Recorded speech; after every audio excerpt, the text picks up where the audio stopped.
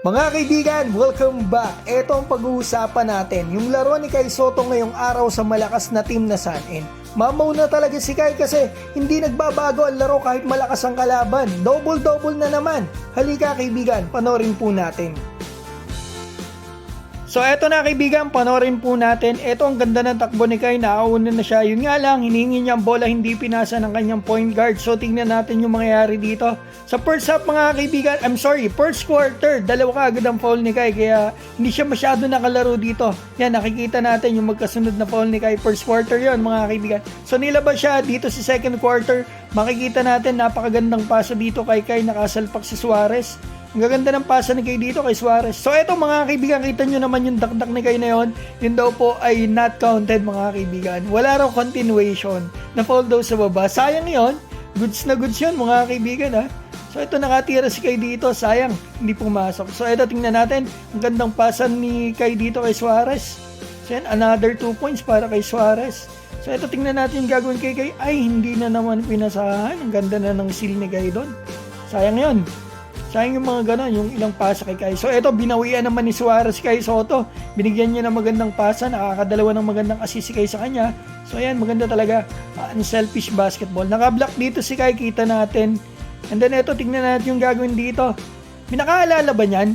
Sa nanood ng Gilas sa laban nila sa second game nila sa window na ito. Ayan mga kaibigan, sa New Zealand. First game pala yan, sa New Zealand. Pareho, di ba? So ito, naka-floater pa si Kai dito mga kaibigan. So nakikita natin, ang ganda na nilaro niya mga kaibigan dito sa game na ito. Kahit malakas yung kalaban, hindi nagbabago ang laro. Naka catch and shoot 3 pa dito si Kai. Sayang hindi na siya masyado nakatira ng 3. Kasi ang shooting talaga ni Kai, nasa 45% ata sa field dito sa season na ito. So ayan mga kaibigan, another teardrop kay Kai. Favorite yan ni Kai, signature shot niya yan. Sayang, kumagat yung kalaban. Hindi pumasok, sayang yon mga kaibigan ha. So ito, ang ganda na naman pasa kay Kai. Kitang-kita niya lagi yung bibigyan ng bola na libre.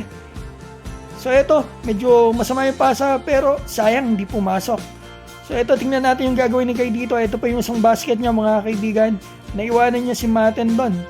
Kumagat sa tres kasi akala niya titira, may shooting kasi si Kai. Yung advantage kapag may tira sa labas. Mag-aalangan yung defender mo kung titira ba to o hindi. Ayun, naka-atake si Kai. Yan, nakita natin yung dalawang turnovers sa late game. Yan pong story ng game mga kaibigan ha.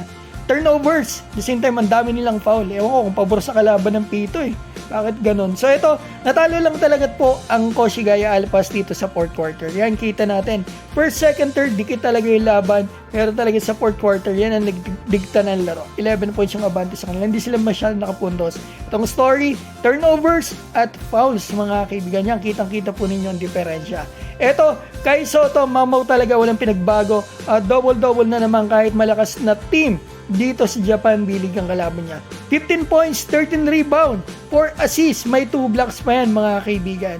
So yan po ang laro ng pambato natin. Mari po kayo mag-komento ng opinion nyo about sa game niya na ito mga kaibigan. Game 1 pa lang to, may game 2 pa bukas, may pagkakataon silang bumawi. I'm sure magandang bakbakan na naman yan. At ang masasabi ko lang, supportan po natin si Kai Sotto mga kaibigan. Ang ating kababayan, Kai Sotto, last 8 games mga kaibigan. Ito, kita naman po nating lahat kung gaano kaganda ang kanyang nilalaro. Sana magtuloy-tuloy po yung kanyang magandang nilalaro at malayo po siya sa injuries. Mga kaibigan, maraming salamat po sa suporta kay Kai Sotto. Mabuhay po kayo.